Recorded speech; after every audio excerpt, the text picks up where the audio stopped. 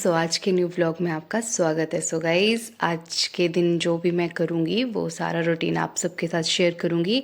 I hope कि कहीं ना कहीं वो आपके लिए भी थोड़ा सा भी अगर हेल्पफुल रहे तो मुझे अच्छा लगेगा। एंड अभी जो मैं कर रही हूँ गाइज़, जियोग्राफी से शुरू कर रही हूँ। 1.5 घंटे की मेरी जियोग्राफी की क्लास होगी। इसमें मेरा जो टॉपिक चल रहा है वो इरोज़न से रिलेटेड चल रहा है। इरोज़न, लैंडफॉर्म जो बनते हैं इरोज़न से, मतलब सब कुछ जो भी इरोज़न में आता है। इसकी ना मेरे पास एक ये ज़ेरॉक्स पड़ा हुआ था।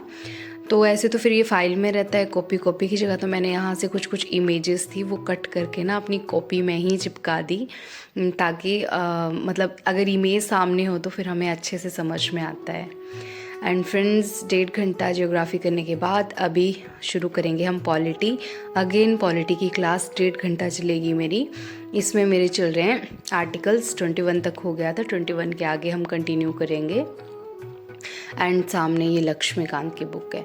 एंड गाइज, अभी आ गया था मेरा एक पार्सल। मैंने नायका से कुछ 2-4 चीज़ें ऐसे मंगवाई थी, जैसे फेस्टिवल सीज़न चल रहा है और घर भी जाना है, 1-2 फंक्शन भी हैं दिवाली के टाइम पे, तो मैंने सोचा कुछ मंगवा लेती हूँ। नायका पे सेल चल रही थी, तो बस अभी उसकी अनबॉक्सिंग की।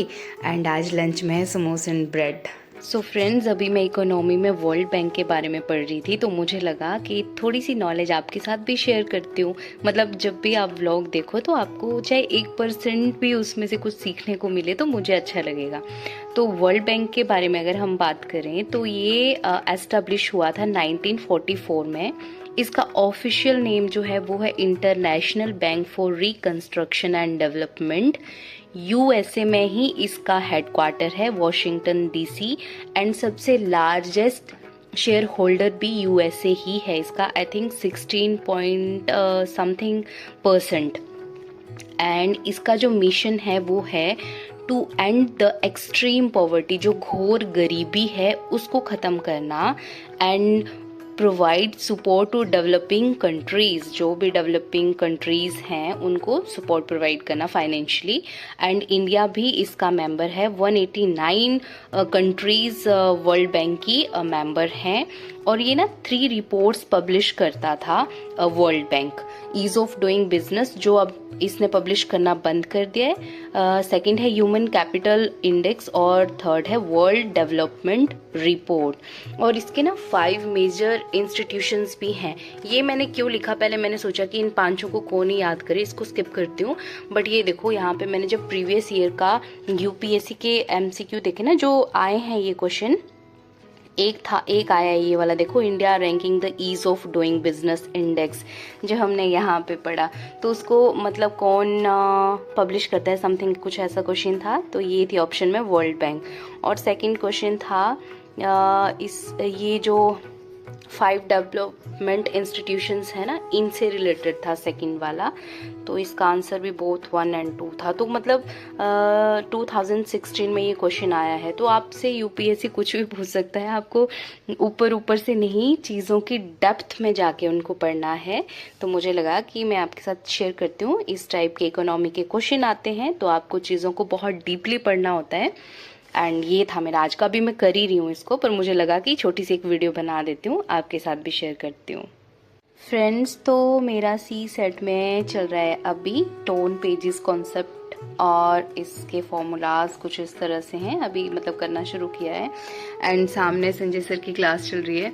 संजय सर की क्लासेस गाइज इतनी मतलब फ़नी होती हैं कि आप जब ना 1-1.5 घंटे की क्लास करते हो ना, तो आपको ये फील नहीं होता कि मतलब ऐसे ना बोर नहीं आप क्लास में होते, टॉर्चर नहीं होता। ये बीच में सर हंसाते रहते हैं। अब एक बात इनकी मैं आपको भी सुनाती हूँ, सुनना। बात समझ में आई? हेलो, बात समझ में आ रही? देखो, इतना आसान नहीं आएगा समझ में। स्क्रीन क्लियर नहीं है, क्या हो रहा है प्रीति साहू, स्क्रीन में क्या दिक्कत हो गया है? स्क्रीन अगर तुमको क्लियर नहीं दिख रहा है तो 10 दिन तक भूखे रहना, ठीक है? एक पांव पे खड़े होकर के रात को 10 बजे 10 मिनट के लिए तालाब में डुबकी लगा, ठीक है? अब देखो भाई, ध्यान से। और गाइस, सर का ना एक बहुत पेट वर्ड है।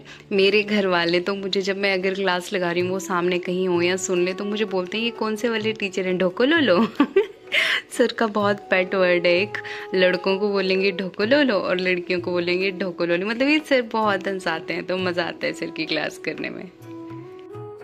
सो फ्रेंड्स, बस ऐसे ही पढ़ते पढ़ाते दिन निकला और अभी बना रही हूँ मैं डिनर में आज बन रहा है पुलाव, तो बस उसकी तैयारी। एंड ये देखो बन के भी तैयार हो गया।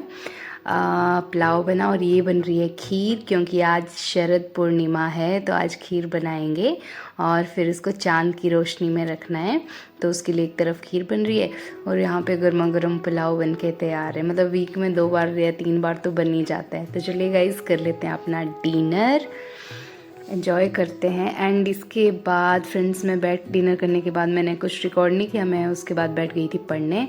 एंड अभी 11 सवा 11 हो रहे हैं, तो अब सो जाती हूँ क्योंकि मुझे नींद नहीं आती, एकदम से 12 बज जाएंगे मुझे सोते सोते। तो मैंने बस कर दी अपनी बुक्स वगैरह सब कुछ बंद और सो जाते हैं। और सर्दियाँ भी आ गई फ्रेंड्स, मेरे यहाँ बहुत बहुत बहुत ठंडा हो गया, बहुत ठंडा मौसम हो गया है। एंड सामने देखें तो सारे सो गए हैं। सामने वाली बिल्डिंग में गैलरी में लाइट जल रही है और बाकी सबकी लाइट्स ऑफ हैं, सारे सो गए हैं। तो बस अब मैं भी सो जाती हूँ आराम से और आपसे मिलेंगे कल। सो फ्रेंड्स, ये देखो मैं आपको भी दिखाती हूँ पूर्णिमा का चाँद। पूर्णिमा का चाँद ज़रूर देखना होता है। मैं ना शाम को ये पर्दा, सोने से पहले पर्दा हटा देती हूँ। इस दरवाजे से ना ठंडी हवा आती है। मतलब मुझे ना अंधेरे में सोना अच्छा नहीं लगता। अभी सुबह का 4:15 का टाइम हो रहा है और चाँद की किरणें ना एकदम मेरे फेस पे गिर रही थी। मतलब इतना मुझे पॉजिटिव सा लग रहा था, मैं आपको बता नहीं सकती। और एकदम से मेरी नींद खुली तो सामने देखा मैंने तो चाँद, और ये एक्सपीरियंस मेरा फर्स्ट टाइम था। एंड कहते हैं कि पूर्णिमा का जो चाँद होता है, मतलब शरद पूर्णिमा का, उसको ज़रूर देखना चाहिए, चाहे आप 2 सेकंड के लिए ही देखो। फिर मेरी नींद खुल गई, फिर मैंने फटाफट से थोड़ी सी वीडियो आप सबके लिए भी बना ली, तो आप भी देख लीजिए यहाँ पे। एंड ये खीर जो मैंने रखी थी, पूरा भर के रखा था बाउल। अभी मैंने लड्डू राधू को भी भोग लगा दिया, लड्डू गोपाल जी को और राधे रानी को। एंड थोड़ी सी बांट भी दी और अब थोड़ी सी बची है, इसको खा लेते हैं। एंड ट्रस्ट मी गाइस, इसका टेस्ट सच में अलग था।